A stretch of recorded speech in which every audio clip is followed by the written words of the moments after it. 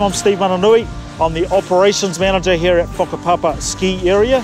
Kia ora, my name is Andy Hoyle. I'm the General Manager of Safety and Environmental Risk here at Ruapehu Alpine Lifts. We're actually, during the ski season, a 24-hour operation. So all of the piste or trails have to be prepped, pushed, groomed. At Skywalker, it's a 5-minute, 1-second ride versus, let's go back 5 years ago, that used to be a 30-minute ride in the cold.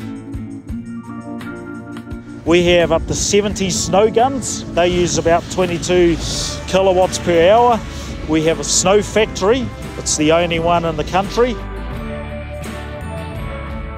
The snow that's fallen on the slopes here, which provides this environment for us to play and ride and sightsee on, then melts at some stage through the year and flows into the tributaries of the Whakapapa River system, which then flow through to Rotoaira and the Tukanu Power Scheme, the power center over at Turangi.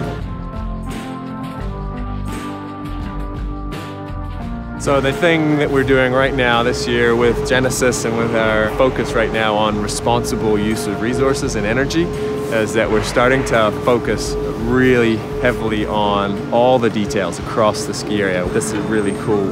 Efficiency for business use and successful business, but also making sure we're not wasting any of that power and that resource.